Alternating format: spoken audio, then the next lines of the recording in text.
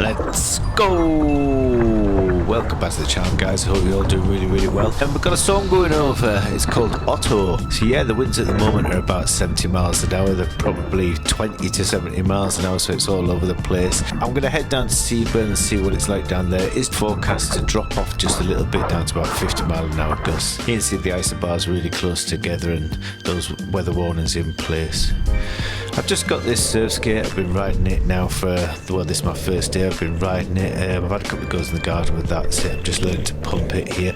Bob Gnarly got me into this. He's got a YouTube channel.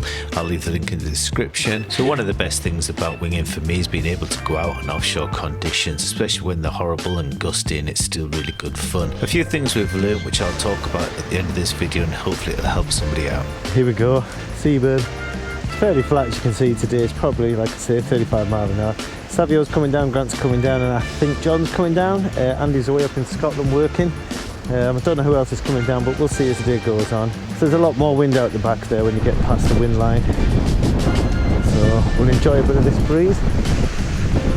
So here's Grant setting up his brand new straight out the bag Mantis by Cabrina. There's the handles on it. So this is a 3 metre. I don't have a 3, so I'll be going out on a 4. The wind is about 35 miles an hour, 44 miles an hour, somewhere around there at the most.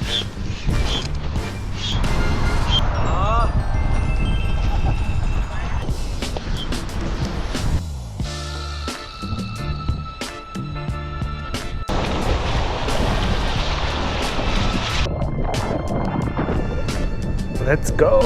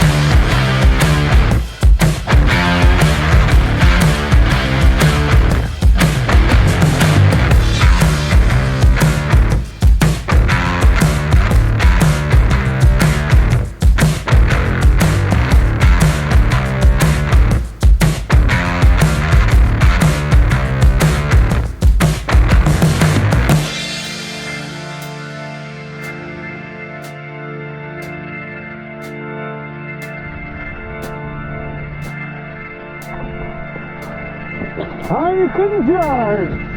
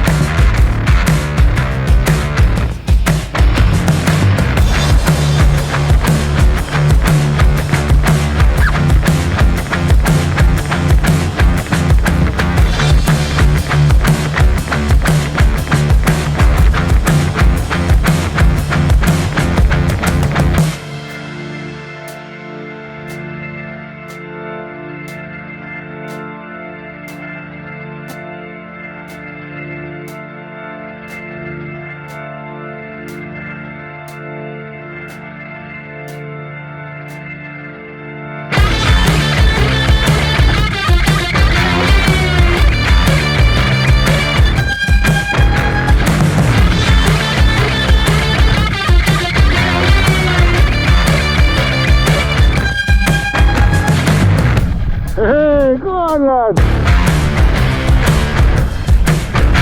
Woo!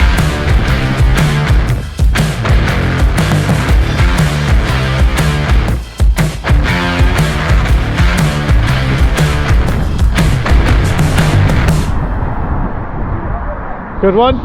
Yeah, yeah. Plenty of wind. Right, so Cracking day down at the beach. Was blowing 20, then 40, then 20. Few tips for going out in these conditions. They're just beginner tips. If you're going out in these winds, make sure there's a few of you so that you can back each other up. And if there's a problem, then there's someone there to help you out. When you're rigging your wing, you want to rig up for the gusts. You don't want to rig up for the lulls. You don't want to take a 6-metre wing out in a 40-mile-an-hour wind, because all it's going to do is just going to stretch out the canopy or rip the canopy. So take out a 4-metre, but then of course you're going to hit the lulls of 20 and you're going to be underpowered. So you're going to need to learn to pump. To do that, take a look at Grant here. What he's doing is he's pulling in on the wing as he's pumping the board up to the top of the apex, and then he's gliding down. Then he's pulling in on the wing again, and then he's gliding down again. Then he's pulling in on the wing and then gliding down again. And that'll keep you going through the lulls. The second little tip, I like to wear a double leash. I wear a double leash for when I'm falling. If I'm going to fall, I don't need to worry about the wing. I can just let go of it. If I fall forward, I don't want to hold on to the wing because I'm going to land on the wing. I'm going to let go of the wing. I'm going to fall into the water. And the first thing I do is look behind me, because usually your board is behind you and it's about to flip over and either hit you or hit your wing. So I'm going to look behind me. I'm going to check for my board, make sure that my board's secure before I even think about my wing. Then I'll bring the wing towards me. If I fall backwards, I keep hold of the wing and just fall with the wing backwards, trying to keep it as far away from the board and the floor as possible. Everything happens really fast when it's really windy. The next tip would be, if you're struggling to keep upwind, I learned from the windsurfers that if you pull the rig towards your head, then you've got more chance of getting upwind, because you can get more purchase of it and turn upwind. If you push the wing away from you, then you're going to go downwind with the rig. So it's that subtle difference of bringing that front leading edge towards your head. I've often just put my hand on the leading edge in really light winds and held the first handle to get upwind. I can almost go at a 90 degrees to the wind and get myself inshore that way. It's a good skill to learn. It's worth practicing on the lighter wind days. Another tip I got from the windsurfers was, when the wind is strong, you can see it on the surface of the water as a darker patch, and you can sail towards these. Remember to pump towards these, and then you'll get that extra burst of power. This is the time to make your turns and your jibes. It makes it a lot easier for you than trying to do them in the lulls where you're likely to come off the foil.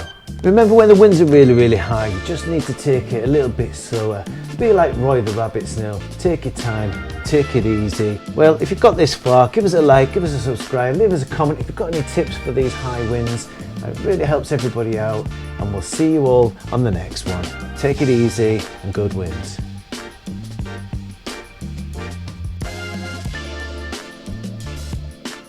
So here's Grant's wing, and as you can see, the stitching's come away. It hasn't ripped the cloth as such, it's just come unravelled. So I don't know if it was something wrong with the thread or how it's been lock stitched off. I don't know.